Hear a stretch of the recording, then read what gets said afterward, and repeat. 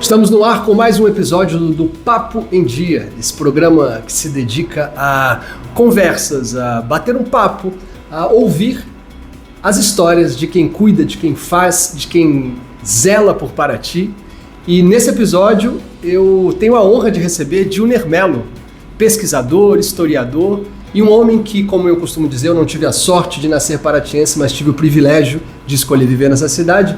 É um homem que, logo na minha chegada aqui, no princípio da pandemia, Djunner, eu o vi caminhando pelas ruas.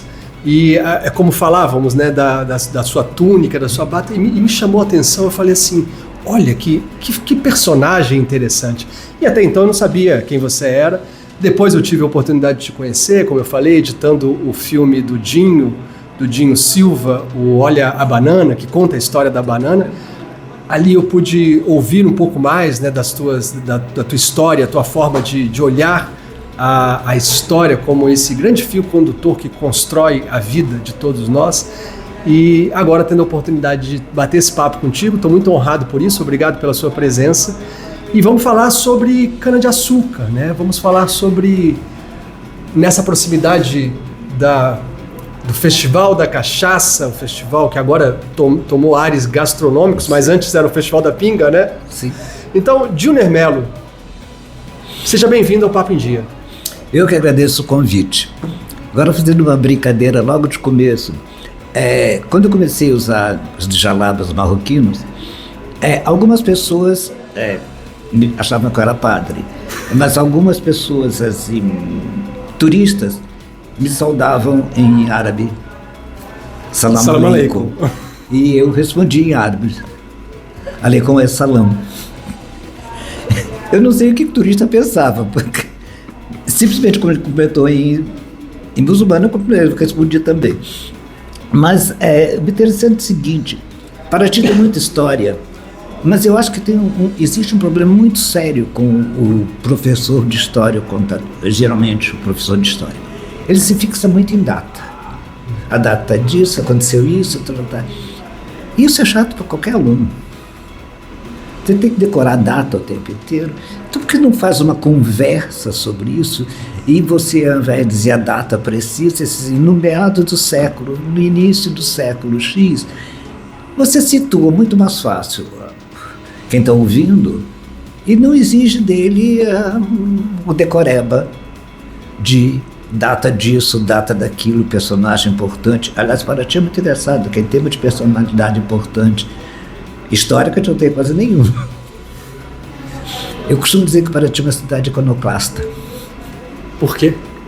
Ela não cria ídolos. A gente não tem nenhuma estátua em praça pública. O próprio Amaral Gurgel, quase ninguém sabe que é um paratiense. Não, exato. Tem nome dele em rua em São Paulo, exato, em várias cidades. E ninguém sabe. Não, e não, essa história de você não ter uma estátua na cidade, porque toda cidade tem uma estátua. E as nossas, quando aparecem bustos, a gente escondem no jardim de alguma coisa. Tinha um busto do Pedro I no jardim do hospital, tinha um busto do Ouro Brasil no Sembra. É uma cidade interessante nesse sentido. E, Djunner, quando você me fala das datas, é muito interessante essa perspectiva, porque eu fui uma criança assim que sempre me interessei pelas histórias, porque eu acredito que histórias conectam as pessoas a ideias, ou seja, o Homo sapiens, nós somos esses seres que contam história para existir, para se organizar. Então história para a gente é muito importante, mas todas as vezes que vinha a pressão de ter que entender, decorar 4 números para formar, aquilo me descontextualizava, inclusive, no momento histórico daquele fato, daquela coisa. E eu gosto de começar esse programa sempre querendo entender essa história de quem aí está sentado no lado que você está agora. Ou seja, como dizíamos, né, eu percebo que tem muito paratiense jovem que muitas vezes te vê passando pela rua, te vê caminhando, vê as suas falas, entende quem você é e qual é o teu contexto, mas às vezes não sabe da trajetória, do que... Então eu te pergunto, Djunner Mello, quem é o Djunner Mello? Por onde o Djunner Mello caminhou para chegar até aqui, onde está agora? Olha, isso é muito interessante, eu costumo dizer às vezes, quando me perguntam. Eu nasci aqui e num tempo que a cidade a luz era uma brasa no poste no meio da rua, você não tinha uma banca de jornal, você não tinha nada, era uma cidade perdida, isolada. Você saía de Paraty, você saía em dias ímpares e voltava em dias pares, numa lancha que ia daqui, que saía às 7 horas da manhã, chegava em Mangaratiba às 9, e depois era meio-dia, aliás, em Angra, às 9, meio-dia em Mangaratiba. De lá você pegava um trem para chegar no Rio de Janeiro, e chegava no Rio de Janeiro às 6 horas da noite. Para São Paulo nem se ia, nem São era Paulo hábito. não existia estrada para lá. Quem queria ir para Cunha ia a pé, como os cunhenses diziam, a pé, para vender os produtos deles aqui. E nesse período eu já tinha terminado o primário, e eu queria continuar a estudar, mas aí eu só tinha curso de professor, escola normal, e não seria o que eu queria. Aí eu resolvi que eu tinha que inventar de estudar uma coisa que aqui não tivesse. Uhum. Então eu inventei de ser padre. Aí resolvi ir para o seminário, no Rio de Janeiro. Então saí daqui de 58 para estudar no seminário. E aí parece que tem uma coisa muito interessante, que parece piada, mas é verdade. Quando você chega num colégio interno, você conhece um monte de amigos, você começa o nome, de onde você vem, não sei o quê. Esse é seu nome, primeiro, meu nome já é estranho. Aí o primeiro colega disse assim, é Paraty. Ele vira e disse, para mim, o quê? Eu digo, como? Ele se diz que se não falou é Paraty, quer dizer, para mim. Eu digo, não, Paraty é o nome de cidade. Que existe uma cidade com esse nome? Eu digo, existe. Onde que é? Eu digo, perto de Angra.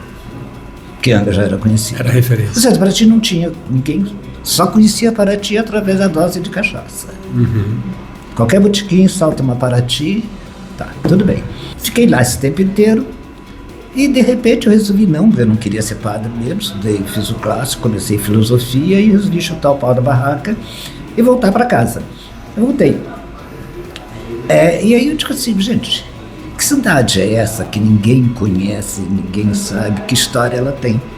E eu comecei a conversar com as pessoas mais antigas. Manuel Torres foi um senhor que morreu depois com 103 anos, mas quando eu conversei com ele devia ter uns 80, alguma coisa assim. Nestor Miranda, Zozu Calixto, cirandeiro como Antônio Marculino. E eles me deram toda uma informação do que eles tinham a respeito da cidade. Algumas informações históricas bateram, outras não bateram. Mas essa foi a minha base. E aí tem uma coisa muito interessante, porque como eu estudei para padre, eu falava latim, né? Sabia latim, e o professor, que era o padre, resolveu ir embora de Paraty, e eu fui convidado para ser professor de português e de latim no Sembra, no que não era o Sembra ainda, era o ginásio Paraty, alguma coisa assim, ginásio paratiense. E fiquei lá um tempo dando aula e nesse período que eu estava dando aula, eu conversei com o diretor do colégio sobre essa história de Paraty, que ninguém sabia. Ele é uma pessoa muito interessada. Ele disse assim, Júnior, eu tenho na minha biblioteca os jornais do Samuel Costa, que ele escreve uma crônica chamada Paraty no ano da Independência. Em 1922 ele escreve sobre o ano da Independência. E também tem Monsenhor Pizarro, que é a história da província do Rio de Janeiro, e o volume 3 é sobre Paraty. E ele me emprestou. Então foi a primeira base escrita que eu tive. Aí a partir daí eu não parei mais. Quer dizer, a partir daí você vai montando, estudando, aperfeiçoando o conhecimento, e até hoje, cada dia parece uma novidade. Inclusive hoje é muito mais fácil. Eu brincava com meu pai, eu dizia que eu sabia muito mais do que ele da história do Brasil. E ele um dia disse, claro, o senhor aprendeu na escola que o Brasil foi descoberto em 3 de maio. Não é isso? Eu disse, sim. Eu digo, não foi. Depois que descobriu a Carta do Caminho, descobriu. Não foi entre 3 de maio, foi a primeira missa. Então você aprendeu errado. Quer dizer, ou seja, cada informação vai ou confirmando ou rejeitando, né, a informação passada. E a partir daí você não para mais. Né? Esses são estudos, pesquisas de cartório, pesquisas de documento de Câmara, e mesmo continuando a conversar com as pessoas mais idosas que têm ou pessoas que têm história de determinado lugar. Agora, essa história é muito interessante, porque sempre associaram em Paraty aos Melos são descendentes de Maria Jacome de Mello. Quem pode provar isso? Nada. E interessante que nas minhas pesquisas eu descobri que o sobrenome Mello só surge em Paraty com a independência do Brasil, com um cônsul português morando em Paraty. Uhum. Então, antes disso, você não tem nenhum Mello na história.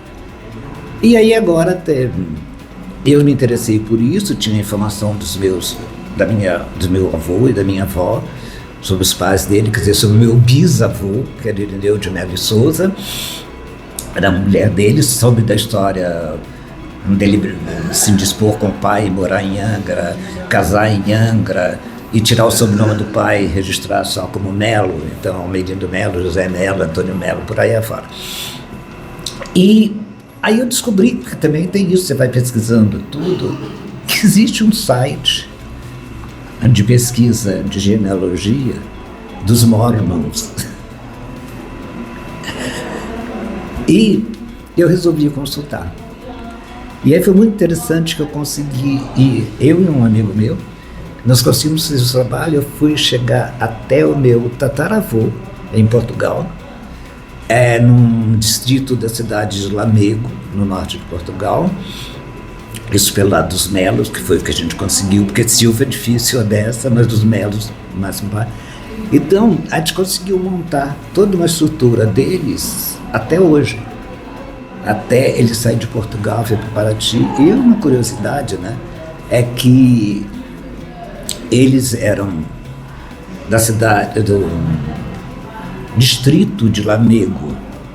E, curiosamente, Lamego, em Portugal, é a cidade que tem o maior santuário de Nossa Senhora dos Saberes, que é padroeira daqui. Coincidências? Não sei. Não sei. Mas, tá. E a partir daí a gente conseguiu chegar até a gente, fazendo toda a coisa. E a gente descobre que esse primeiro brasileiro português que chega, que é José Carlos de Mello, ele se casa já com uma paratiense. Eu percebo bastante isso, conversando e cada vez vivendo mais entre os paratienses, né? Que vocês têm um pouco daquela coisa que eu vejo muito em Minas, você é filho de quem, né? Exatamente. Não é com esse sotaque, mas a ideia é você é filho de quem? Né? E esse lugar vai se construindo, vai se voltando atrás. Você falou um pouco da história e me veio a imagem dos elos, né? Dos elos de uma corrente, não uma corrente que ata e que prende, que te aprisiona, mas aquela corrente que cria elos, né? Que cria ligações. E se a gente não consegue saber a história dos nossos bisavós, né? Com muita dificuldade, imagina quando a gente fala da história dessa organização social que a gente chama de Brasil hoje, que tem aí 526 anos. Aí que a gente não consegue alcançar mesmo. Então, com a ocorrência do Festival da Pinga, o nosso Festival da Cachaça agora, eu comecei a perguntar muito para as pessoas, tanto aqui em Paraty quanto em outros lugares, o que você sabe da cana-de-açúcar? E aí as pessoas falavam aquele, né, quase que o básico, que faz açúcar, que faz cachaça e que faz rapadura. E aí a segunda pergunta era, e qual é a relação da cana-de-açúcar com o Brasil? E eu percebi que na maioria das vezes, tanto para jovens quanto para pessoas mais velhas, eles traziam sempre uma ideia menor, ao meu ver, do que a importância real que essa plantinha... Às vezes até negativa. Muitas vezes negativa. Então, Dilner, qual a importância dessa planta que, até onde eu sei, você me corrija se eu estiver equivocado, não é originária da América do Sul? Qual a importância dessa planta para isso que nós chamamos de Brasil? Perfeito. Antes eu vou fazer uma brincadeirinha também. Você falou de um elo de correntes. Eu prefiro usar uma expressão muito mais caiçara, que é zagaia de gancho, que minha mãe dizia sempre. Quando eu saía para fazer alguma coisa e demorava para jogar, dizia, você é uma zagaia de gancho. E eu não consegui entender, até que anos mais tarde, zagaia cacharada é uma linha de pesca, presa com diversos anzóis espaçados e que vão puxando num barco, numa canoa, e os peixes vão mordendo os anzóis e ficando. Isso porque a gente vai parando em cada lugar e em vez de chegar no lugar em 15 minutos, a gente chega em 2 horas. E vai conversando com não sei o quê. Então, zagaia de gancho, ou zangareio, como falam também. Zangareio. E eu acho muito mais isso, você vai grudando histórias ao passar. Geralmente na escola a gente aprende, a cana-de-açúcar chegou em Pernambuco, etc. Não, na mesma data que ela chega em Pernambuco, ela chega em São Vicente. Com Martim Afonso de Souza. Martim Afonso de Souza. Tomando posse da capitania de São Vicente. E lá se plantam as primeiras mudas de cana no Sudeste, vamos dizer assim, lá em Pernambuco e aqui. E o interessante é que enquanto em Pernambuco, por ser uma cidade, um lugar muito mais quente e que chove pouco, a quantidade de sacarose produzida pela cana é muito maior, então eles necessariamente produzem mais açúcar. O forte dos engenhos de açúcar eram lá no norte. E aqui no caso do Sudeste de São Vicente, da região, é uma região que chove muito. Então a cana sai aguada, pouco teor de açúcar. Daí se partir para a produção de uma coisa que já se fazia em Portugal com outros elementos, que em Portugal seria a bagaceira. Né? Então eles usam o bagaço de cana para fazer a cana, a garapa, que vai primeiramente, possivelmente, servir de melado para adoçar as coisas. E aliás é um fato interessante, até pouco tempo, e consideram isso como original dessa região, você fazer café com caldo de cana, adoçado com caldo de cana. Então, possivelmente, o açúcar, a cana é simplesmente utilizado para adoçar alguma coisa. Né?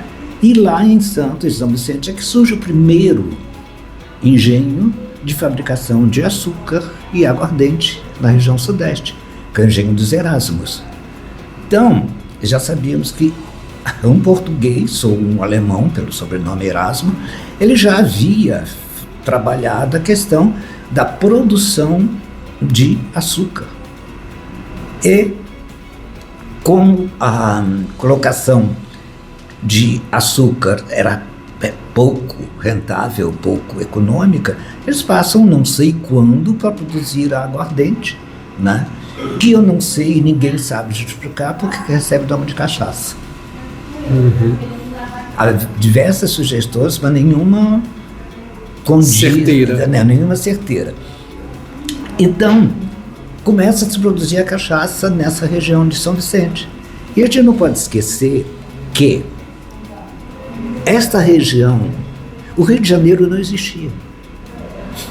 Existia Salvador como capital do Brasil, existia São Vicente como Santos. Então, exatamente é da região de São Vicente que os moradores começam, primeiro que eles chegam querendo ter terra, casa, criar família e tudo. Então, o que mais tinha no Brasil era terra. Então eles vamos dizer assim, São Vicente já estava ocupado, então eles começam a vir para Bertioga, Caraguatatuba, Ubatuba, e vêm caminhando no sentido sul até chegar à Ilha Grande. Quer dizer, passando por Paraty. Então a gente acredita que em volta de 1600 já tinham passado por aqui, já tinham alguns estabelecidos aqui. E em 1560 já o Knifet, que era um ex-pirata inglês, ele diz que ele passa por Paraty, diz que aqui já os portugueses comerciavam com os índios âmbar, animais exóticos e peles. Bem, então, se já faziam comércio, já tinham como polo de funcionamento. Então, junto com esses vicentinos veio a cana. Nós tínhamos 5 engenhos de açúcar. Aqui em Paraty. A maior parte eram 100, segundo historiadores, alambiques de aguardente. E engenhocas, que eram pequenas propriedades que só tinham máquina de moer cana, moedores de cana, que levavam a cana para esses grandes alambiques para serem destilados e formado cachaça. E aí começa uma coisa muito interessante, porque se o produtor da cana levava a cana até o alambique, etc., a aguardente produzida, metade era dele, metade era do dono do alambique. Se era o dono do alambique que ia na terra dele pegar, conduzir, trazer a terra, ele recebia uma terça parte do produzido. E com isso você vai tendo em Paraty uma colocação da produção de açúcar, de aguardente, e aí tem um fato que muita gente não sabe. Mas por que você fabrica tanto aguardente? Uhum. Não é isso? A gente não pode esquecer que já tinham descoberto ouro nas minas e para alimentar, entre aspas, né, os negros escravizados, precisavam de mão de obra. Precisavam de mão de obra, eles levavam aguardente para embebedar os africanizados para trabalhar, se sustentar um pouco melhor. E imediatamente também é um fato outro que a aguardente serve de moeda de compra de negros na África. Uhum. Então nós temos vamos dizer assim, todo mundo queria fabricar aguardente. Você tinha comércio e você tinha, utilizando dela como moeda de compra.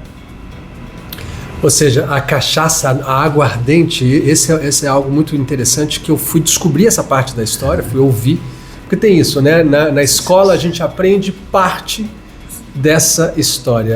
Eu costumo, acredito e costumo vivenciar que grande parte da história a gente aprende na rua, perguntando e conversando, sobretudo com os mais velhos, né? E eu, aqui em Paraty, tive essa parte de uma amarra que eu vinha construindo na minha cabeça, qual a importância da cana, do açúcar, e aí foi aqui que eu cheguei a esse lugar que me disseram, não, a cana foi moeda de troca em compra de escravos por 300 anos, ou seja, não era só fazer cachaça para festas ou para se embebedar, era muito mais rentável, né? Sim. E nesse detalhe é uma coisa interessante, Paraty, a cachaça produzida aqui, ela é de excelente qualidade e que ela supera o preço das outras aguardentes produzidas em outros lugares. Aliás, tem uma coisa até que... hoje, né, Júlio? Até hoje. Eu vou ter até em 1805, um ouvidor geral, quer dizer, um fiscal do governo, né? Ele diz assim, na aguardente tem progresso e, sobretudo, na feitoria que lhe assegura o aumento de R$1.000 em pipa, quer dizer, a pipa de cachaça de Paraty era mais caro R$7.000 do que qualquer outra produzida. Sobre as demais. Na feitoria, ele assegura o aumento... Os químicos, agora vem que eu gostaria de saber se eles já decidiram. Os químicos talvez descubram, examinando a causa da melhoria, se do terreno, das águas ou das lenhas ela provém. Quer dizer, a qualidade de nossa cachaça vem do chão, vem da água e vem do fogo. E vem do fogo, do destilar, né? É um desafio feito os químicos que não. Eu acho que não definiram até hoje, já definiram. Ou seja, tudo junto. O que eles chamam de terroir, a água, geralmente os engenhos são montados à beira de córregos, de cachoeiras, então você tem uma água limpa corrente o tempo inteiro. Então eu acho que mataram a cova, quer dizer, mataram o desafio do ouvidor geral, o Jorge Antônio Valente. Quer dizer, ele dá uma informação em 1805, quer dizer, já se tinha uma grande produção e excelente qualidade. E aí é interessante porque com isso Paraty se transforma em sinônimo de cachaça, sinônimo de aguardente. Quando eu fui estudar no Rio, né, não se pedia uma dose de cachaça. Pedia, solta uma Paraty, eu quero uma Paraty. Ou seja, Paraty é sinônimo e ficou como sinônimo, assim como a champanhe francesa, que depois vira espumante para não ter outro nome, mas... Porque champanhe só da região. Só da região, então vamos lá. Então é muito interessante. E o interessante também, bem, aí você tem um fato que muito pouca gente conhece. Em 1911, na Exposição Internacional de Milão, na Itália, a cachaça azuladinha do Peroca. A azuladinha. A cachaça azuladinha. Depois, não sei se você sabe o que é azuladinha. Sim. A azulada do Peroca, ela ganha uma medalha de prata. Em 1911. Uma medalha internacional. Quer dizer, em 1911, a cachaça de Paraty já fazia sucesso no exterior. Uhum. Tá, a importância dela nesse sentido. E aí, a partir daí, você tem popularizado um monte de coisa, como a célebre coisa cantada pela Carmen Miranda, né, do Assis Valência, vestiu uma camisa listada e saiu por aí. Ao invés de tomar cachaça com torrada, ele bebeu Paraty. Né? Aí tem outro, mas do Diego Gomes, que quase ninguém lembra. Bom dia, galego amigo. Dia assim eu nunca vi. Para saudar Iansã, não repare eu lhe pedir. Me empreste por obséquio 2 dedos de Paraty. E também célebre é a trova que diz farinha de suruí, fumo de baipendi e cachaça de Paraty é só comer, pitar, beber e cair. Ou seja, a cachaça de Paraty faz sucesso nesse tempo em peça de teatro e coisa, e até se encontrou documento em que a família real portuguesa, quer dizer, os empregados, compram cachaça de Paraty para abastecer o Palácio de São Cristóvão, que era onde morava Dom João VI e depois Pedro I e Pedro II. Então a gente tem uma colocação de importância da cachaça na economia. O Paraty sofreu muito tempo dessa produção enorme de cachaça. Né? E é muito interessante isso, porque a gente vê que nós fizemos uma pesquisa em cartório desde 1690 até 1940, todos os livros de cartório. E a gente viu que a propriedade, por menor que fosse, ela tinha uma engenhoca, quer dizer, uma coisa de moer cana. Sim, para fazer o caldo de cana, a melada, para adoçar, etc. E maior produção também para colher cana, levar para o alambique. Os alambiques existiam, tanto que é uma relação feita por um senhor daqui no final do século passado, e aí você tem 2 tipos de engenho. O engenho de roda d'água, aqueles que são montados na beira de uma cachoeira, de um rio, como a Fazenda Bananal e outras. Aí você tem o de manjarra, que é onde não passa rio nem tem cachoeira. Você não pode ter roda d'água. Então você tem a moenda na horizontal, na vertical, e burros que rodam o tempo inteiro para moer a cana e fazer depois o mucungo, a fermentação, para depois destilar. Então nós temos desse tipo, nós temos centenas. E outra coisa, que eles dizem que essas engenhocas, geralmente eles não tinham alambique. Então, fazia a matéria-prima. Os alambiques são poucos. Mas segundo essa última relação, eles têm mais ou menos 100 engenhos ou mais. Aliás, outros historiadores citam mais de 100 engenhos, como o Maia Forte. Então a gente tem uma fase econômica de Paraty importantíssima só pela aguardente. E aí é nesse momento que, como você citou, Portugal descobre as Minas Gerais, ou seja, o Brasil ganha economicamente aos olhos dos invasores ali, dos colonizadores, uma outra importância econômica. E aí é esse lugar, né, de Tiradentes. Qual é o caminho mais rápido, qual é o caminho mais fácil, porque já haviam as trilhas? Paraty. Então cria-se a famosa Estrada Real. Sim. E aí uma coisa que eu fico pensando, a cachaça de Minas, a tão famosa cachaça de Minas, que hoje em dia tem em quantidade muito maior do que em Paraty, porque são muitas as cidades, muitos engenhos, mas essa cana-de-açúcar, essa cachaça, esse know-how, essa tecnologia subiu daqui, né, Júlio? Tem uma coisa muito interessante. Eu fui algumas vezes, mas fazer palestra em Tiradentes. E uma vez que eu fui, depois que do assunto da palestra mesmo. Aí falaram de aguardente e tudo. Eu peguei e disse, olha, tem um detalhe muito interessante. Nós em Paraty bebemos a cachaça branca, a cachaça nova, que ainda tem sabor de cana. E vocês aqui só bebem a cachaça envelhecida. Por quê?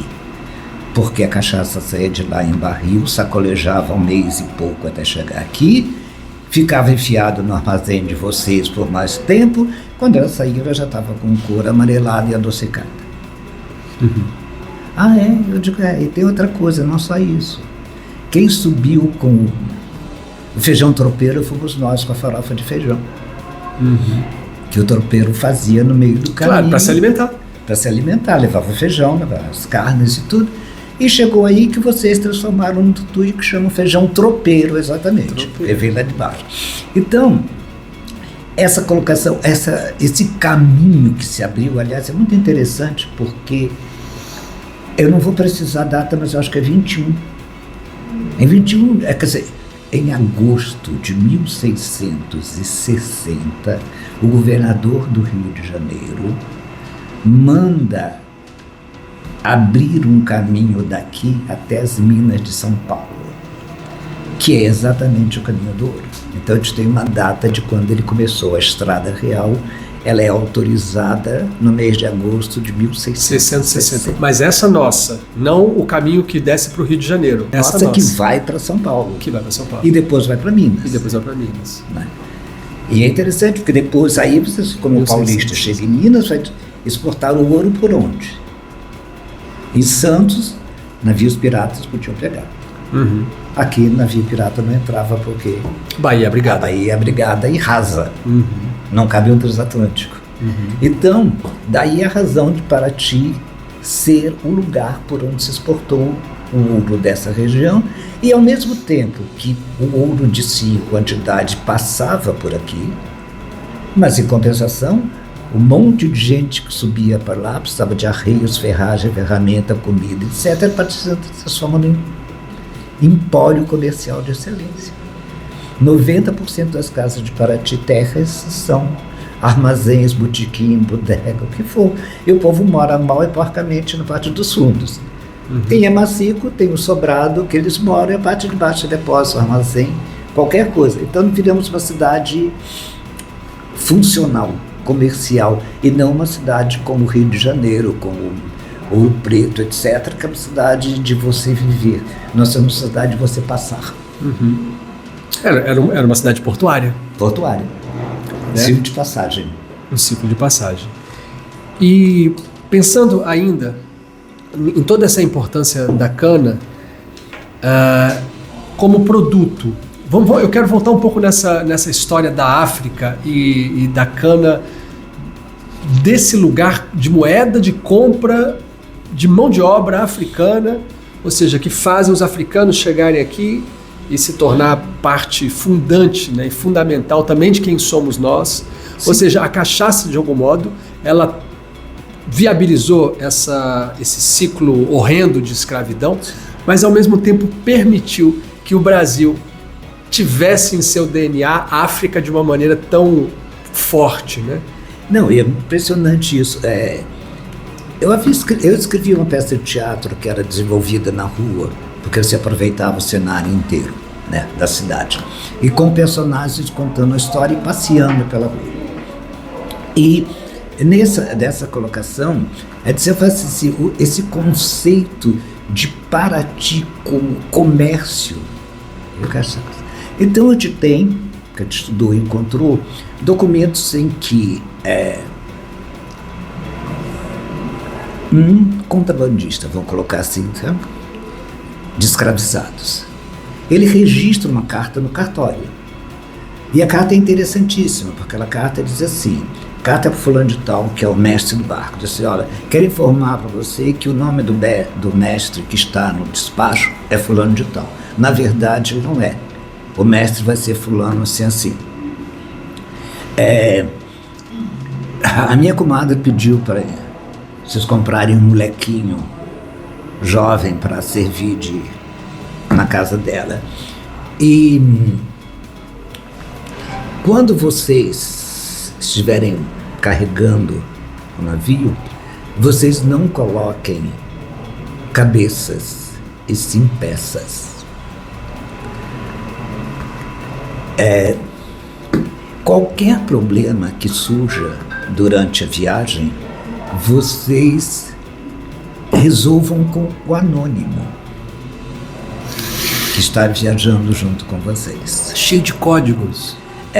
Se vocês quiserem se comunicar comigo, não mandem carta no meu nome, mas mandem correspondência com essas iniciais, tá?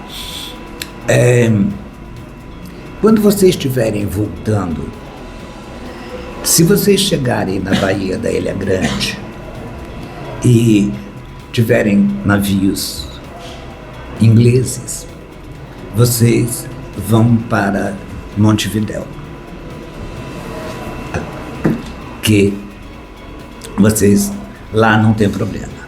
Se não tiverem, vocês podem chegar na praia. Eram os donos da fazenda de Laranjeiras. Quer dizer, então eu tinha contrabando já explícito de escravizados. Ficava um mês numa fazenda que não produzia nada, só isso, para perder o banzo, quer dizer, naquela jogada de mar a mar. Depois eram trazidos para o Mamanguá, onde eram engordados. Para subir para São Paulo, para os cafezais, não? Vinham para Paraty-Mirim para serem batizados, porque não podia vender sem estar batizado. E quem batizava era exatamente o padre, que era um dos contrabandistas de escravo, o padre Viludo. E aí eles não vinham para o lado de cá. Eles subiam por Ubatuba, por uma razão muito simples. Aqui tinha posto de guarda. E Ubatuba não tinha. Então eles já iam para servir de mão de obra para o cafezal do Vale do Paraíba. Então olha que interessante, quando se diz que o porto de Paraty-Mirim foi o último porto escravagista, na verdade não é verdade. Não. Eles chegavam por Martins de Sá, depois iam para ser batizados exclusivamente. Sim, porque ela já tinha uma igreja. Porque é pela igreja. Certo. E o contrabandista era o padre. Um dos contrabandistas era o padre. Então você tem, e isso é uma tradição oral, porque todo mundo diz, aqui era casa de engorda. De engorda de quê? De quê? Claro, chegavam todos desnutridos, então eram engordados, porque eram mais fortes. Né? E outra coisa, se subissem pela estrada real daqui de Paraty, eles iam parar na casa do registro. E passando por Taubaté, Ubatuba para Taubaté não ia nada, já chegavam no vale.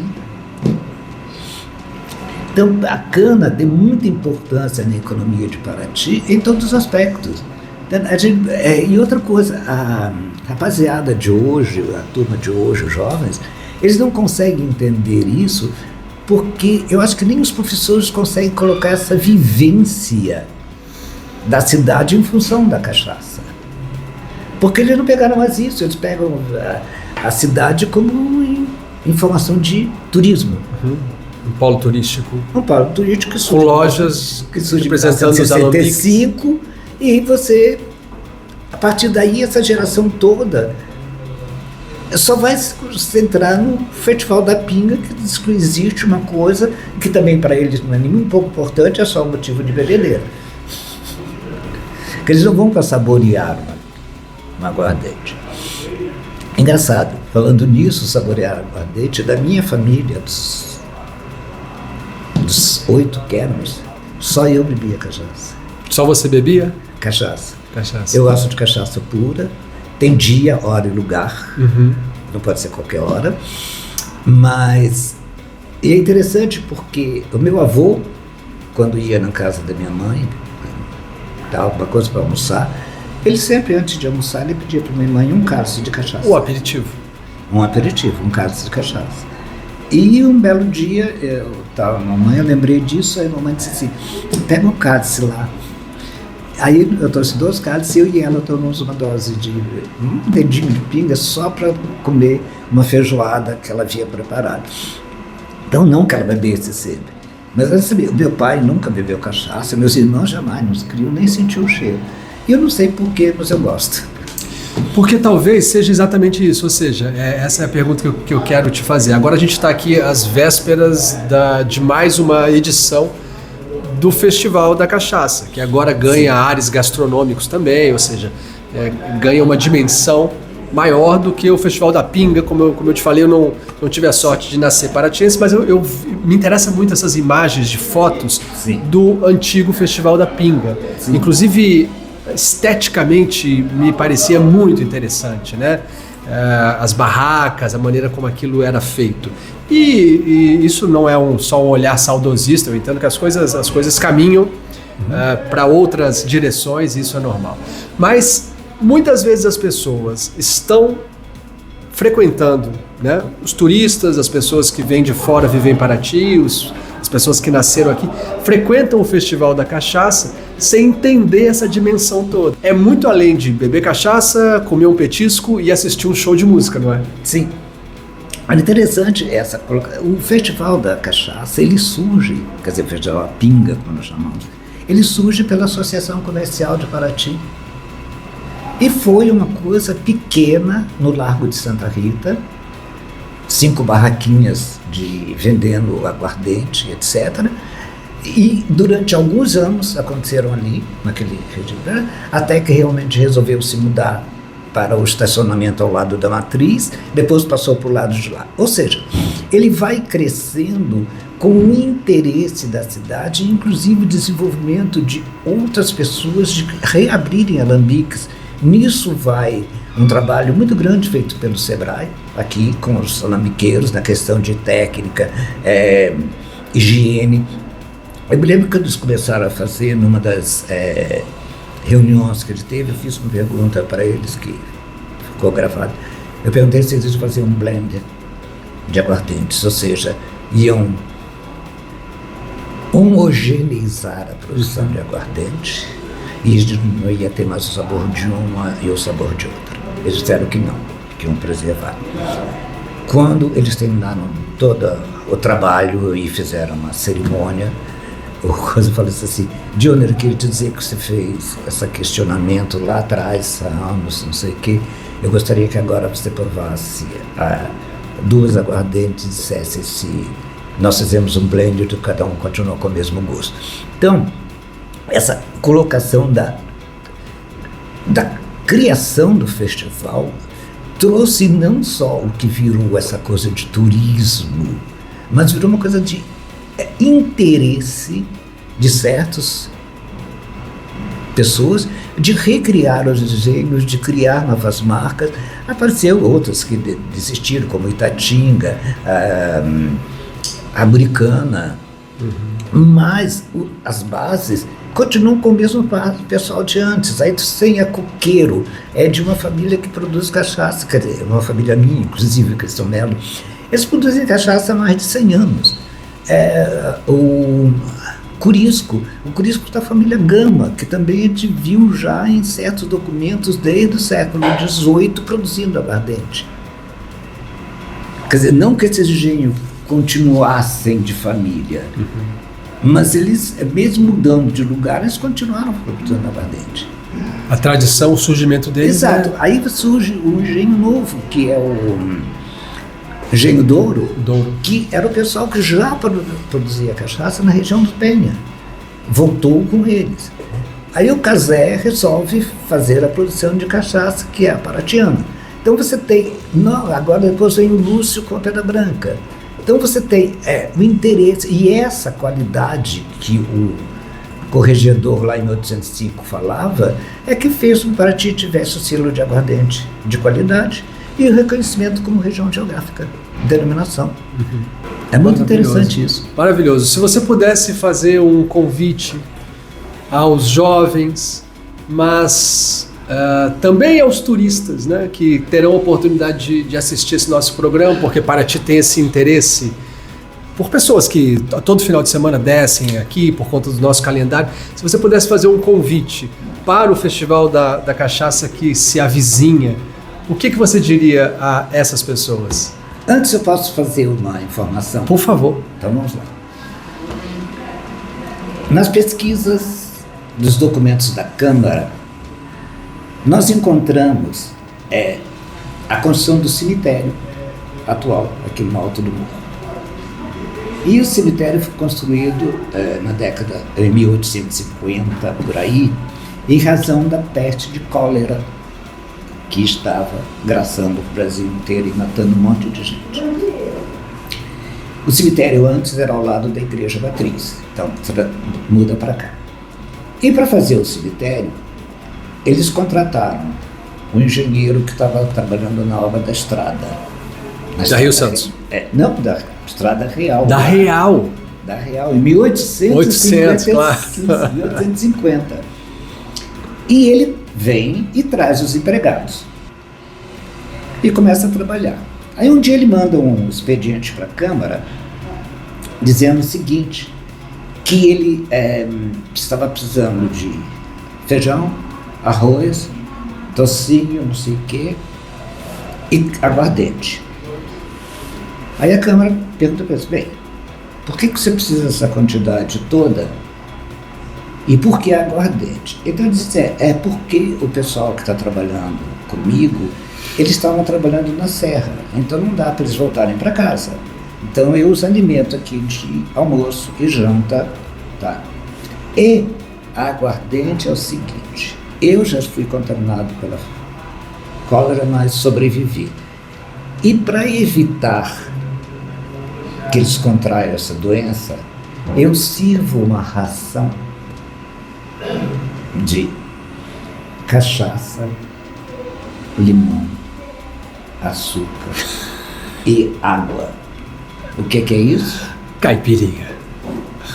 Então, era o remédio da cólera. Até que apareça um documento anterior a 1856 com essa receita, Paraty que produziu a primeira cachaça do Brasil. Olha só. A primeira caipira do Brasil. O registro da primeira caipira está aqui. Exato. Então eu te coloco assim, até eu fiz um texto falando sobre que Paraty inventou a cachaça, né? Eu fiz até no jornal. Aí eu coloco assim, a caipirinha foi inventada em Paraty no ano de 1856, conforme consta do registro de ofício da Câmara, página 139, em correspondência enviada pelo engenheiro civil João Pinto Gomes Lamego. Respondendo a várias perguntas da Câmara quanto à despesa de construção do novo cemitério no alto do morro, durante a epidemia de cólera que gastava na cidade, assim justifica o consumo de aguardente naquela obra. Por isso tenho provido que a necessidade obrigou a dar esta ração de aguardente, temperada com água, açúcar e limão, a fim de proibir que bebesse água simples. Com o tempo, a água virou gelo. Então, nós temos aqui a certidão de nascimento da caipirinha. E isso, aliás, é uma coisa muito interessante. O festival até da cachaça da aguardente devia hoje fazer um trabalho em cima disso. Surgiram outros drinks de aguardente, como Jorge Amado, Gabriela Cafre Canela. Então você tem atualizações de receita, mas que são impressionantes para quem vem de fora. Isso tem que ser explorado, não só o festival em si, mas a própria, vamos dizer assim,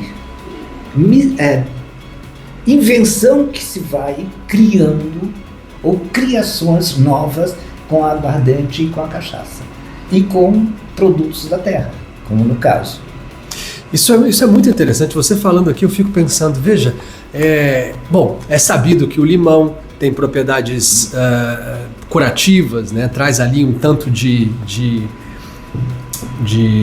enfim, em várias medicinas o limão está presente. Então esse tal engenheiro, para prevenir esse caminho da cólera, escutou alguém falar, ou enfim, dava esta ração. E aí, como tudo, né? Como tudo na gastronomia, na história de um povo, de uma nação, isso começa a ganhar outros ares. Então, se gourmetiza essa medicina e acaba virando um drink com gelo. E aí vai para outros caminhos, né, que não se chama caipirinha, mas são os drinks de maracujá. Sim. Aí você tem uma coisa interessante, porque diz assim, quando você fala isso, a Coca-Cola surge como? Um xarope. Exatamente, um xarope. A água tônica, Não sei. quinino para combater a malária. Olha, era isso. Era E que virou o quê? Um drink. Hoje nós temos o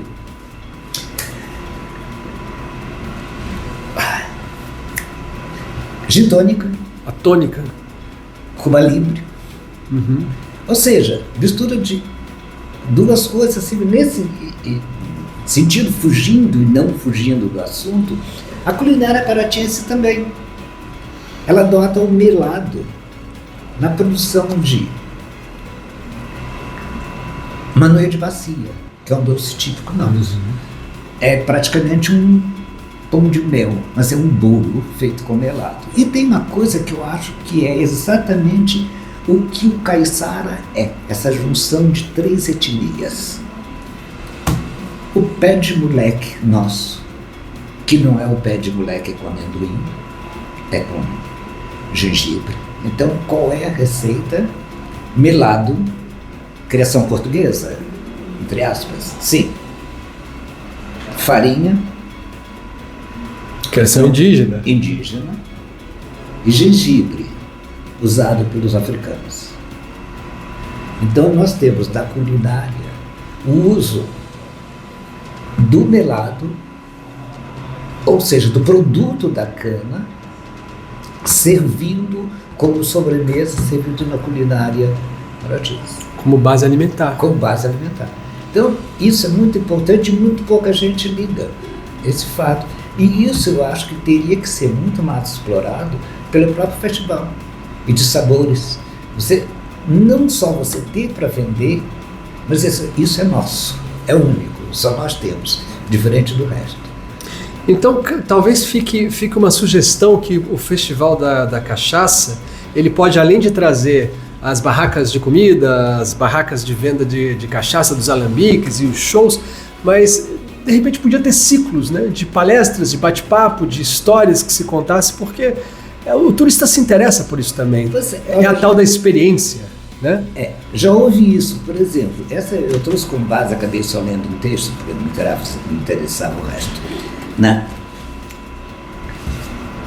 Em 2000, eu fiz uma palestra no Festival da Pinga ainda, falando dos primeiros engenhos, aqui eu também nem preciso trabalhar, que a gente conhece engenhos já em 1700 e pouco, engenhos sendo construídos, e já com roda d'água para ser fabricada, para ter alambique. Outros documentos que falamos tem um alambique e outros que não tem só alambique, tem a moeda. Então, a gente, na verdade, o festival tinha que ter essa parte didática, porque, inclusive paratiense, nesse sentido até, eu acho que é uma falha, desculpa, da educação.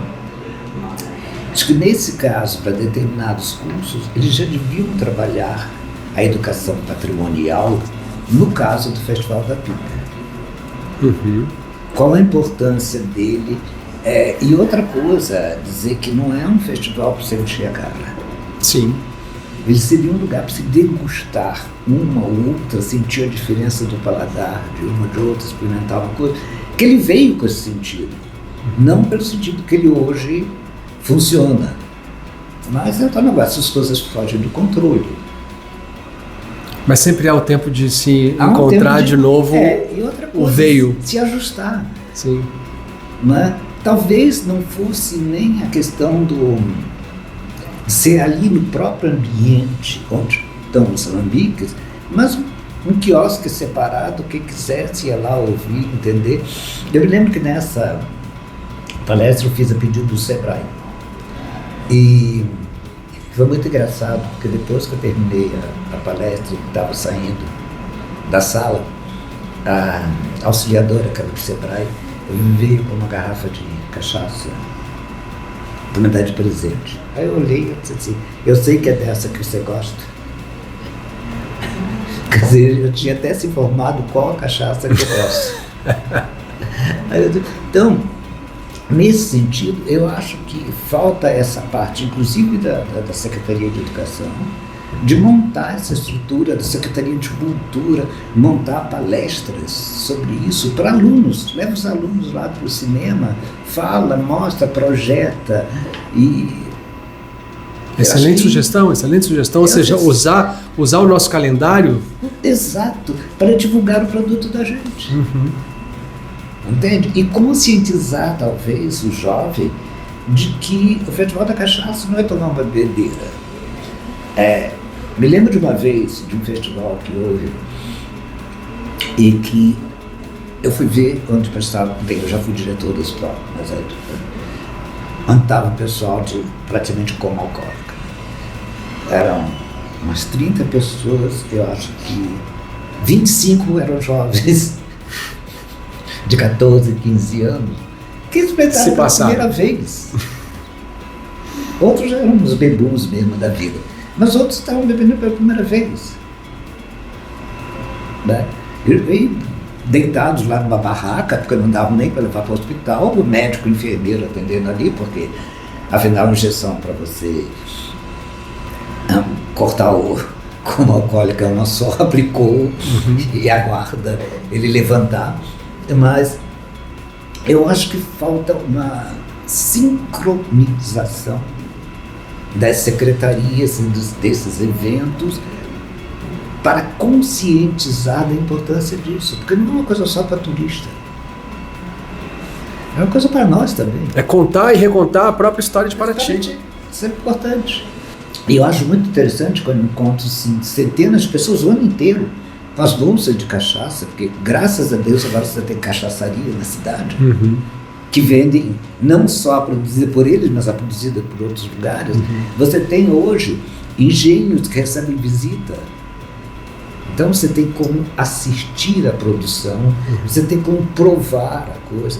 Eu me lembro quando eu estive na cidade do Porto, eu fui ver, eu adoro vinho do Porto, eu fui ver a produção de vinho do Porto. É muito interessante porque você visita todo o material, e muito interessante porque quando a gente chegou nas caves, né, as adegas, aquele monte de barril cheio de teia de aranha. Você passava assim no meio da teia de aranha. Eu falei pro guia da gente, não dá para limpar a teia de aranha? Assim, absurdo. Para quê? Não é isso. Elas têm uma função importantíssima. De qual? Aqui não entra o mosquito para furar os barris. Os tonéis. Cobertura de teia de aranha, prende todos eles. Nossa, os barris continuam incólumes durante 50 anos, 100 anos. Graças às aranhas. E depois de você visitar tudo isso, você vai para experimentar. E é muito interessante porque eles têm 3 tipos, né? Um novo, um envelhecido 5 anos e um envelhecido 20, que nunca serve, né? É só para você comprar.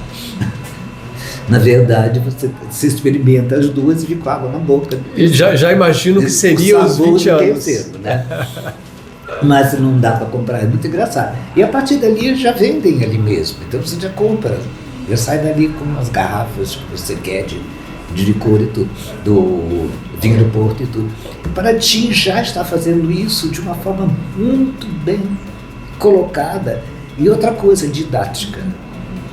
Então tem alguém sempre esticando a produção, né? E servindo para degustar. É bom demais. Claro, porque é tudo isso, é a experiência, a história, ela não está para nós, para a nossa espécie, só para servir para cumprir uma trajetória acadêmica ou intelectual. Não é só para saber, é porque a partir do momento que eu sei, que eu conheço, eu me sinto, me percebo parte daquilo, a minha experiência é outra, né? Eu acho que até é interessante, não faz sentido agora e faz sentido também. Paraty tem um verbo que eu acho que só existe aqui na cidade. Acho que eles inventaram esse verbo aqui. Existe o verbo festejar, que todo mundo conhece, mas em Paraty ninguém festeja. Em Paraty você vai festar. Vai festar. Festar, existe o verbo festar criado aqui.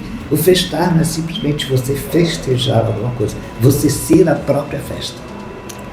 parte integrante dela. Exato. Festar. Você vai festar esse ano? Eu vou festar. Tem a festa divina. Eu vou festar na festa divina. Festar não é festejar. É participar dela, se parte da engrenagem, da colocação. E é muito interessante isso, nesse sentido de você entender que o festival é a festa. Quem está ali não está festejando a pinga, está festando, participando dela, atuando nela. Eu gosto dessa expressão. Eu acho que essa é a melhor, é o que mais define esse viver. Essa compreensão de que a história é a nossa própria constituição. Sim. Nós somos, tem DNA dessa história em nós. E você me falou 82 anos, né? Eu tenho muito interesse por isso, porque eu decidi que eu vou chegar até os 103. Não sei exatamente como, mas já estou projetando aí esse caminhar, né? E claro, e também tem toda um tanto de sorte nesse trabalho também construído. E aí você, com 82 anos, um paratiense que, como você disse, ali nos primórdios, ainda jovem, se interessou pela história desse lugar que pouco se sabia contar a história. E aí eu pergunto a você, Júnior Melo, o que é a felicidade?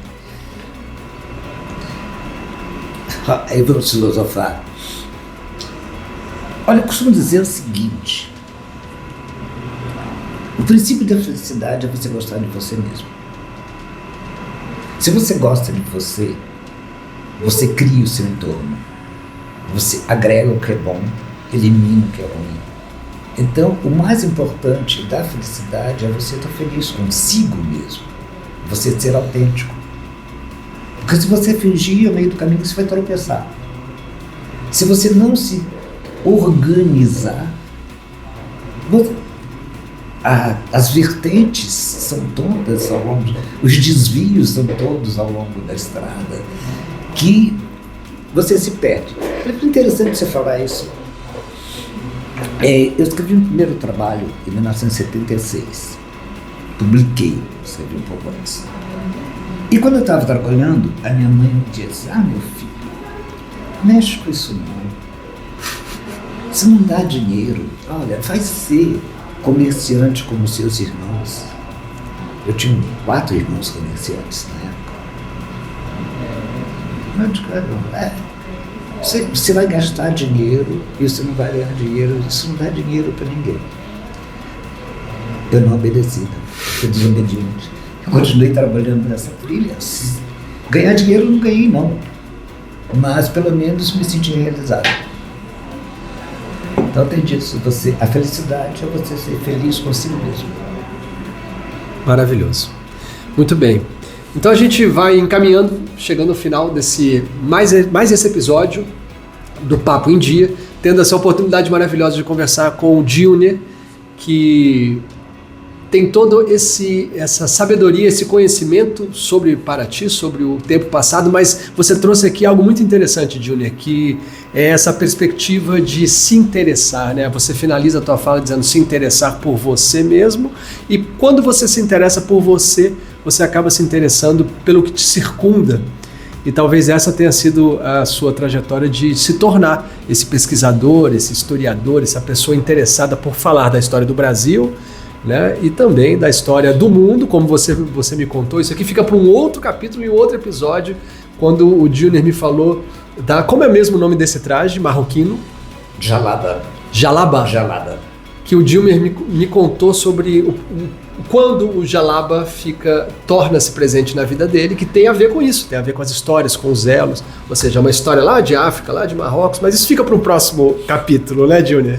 E eu gostaria de fazer um pedido, um convite.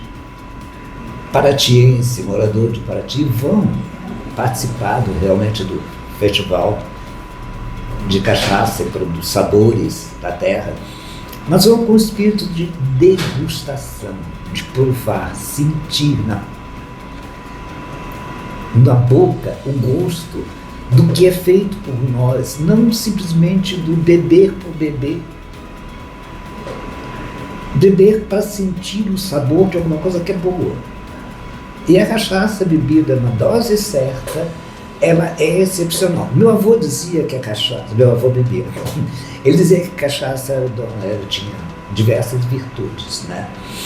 Ela alegava o triste, ela entristecia o alegre, ela consolava na morte, ela comemorava o nascimento, ou seja, ela aquecia o frio. E esfriava o calor. Serve para tudo.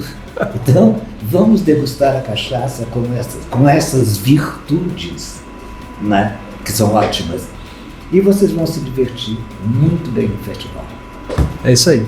Essa é a grande ideia. Ou seja, esse próprio programa, esse papo em dia, né? Colocar esse papo em dia tem essa ideia também. Trazer as histórias, trazer o que nós somos, trazer as memórias e trazer outros olhares sobre coisas que às vezes a gente deixa passar batido. Essa talvez seja a grande importância das histórias, do diálogo, da conversa. Então, mais uma vez, agradeço a tua presença aqui. Se você curtiu, se você tem nos acompanhado e tem gostado desses papos em dias que nós temos colocado, o programa sai todas as sextas-feiras no ar, no canal do YouTube, esse canal que você já conhece. Aí embaixo tem aquele sininho. Se você apertar nesse sininho, essa notificação do YouTube vai aparecer para você. Ou seja, você vai estar lá navegando e na sexta-feira vai aparecer, olha, um novo programa. Quem sabe esse novo programa traz para você uma nova história, um lugar interessante, tal qual esse que a gente visitou aqui, que o Júnior nos deu a oportunidade de entender a cana-de-açúcar, de entender a cachaça, não só importante para o festival, para os alambiques, mas para a história de Paratiba, para a história do Brasil. Então, deixa um joinha pra gente e comenta aqui embaixo, faz aí no comentário, deixa aí uma sugestão de quem que você gostaria de ver sentado aqui no Papo em Dia, pra gente contar essas histórias também. Júnior Melo, muito obrigado pela sua presença. Eu é que agradeço a oportunidade de falar um pouco das coisas daqui. Papo em Dia. Informação, diálogo e proximidade.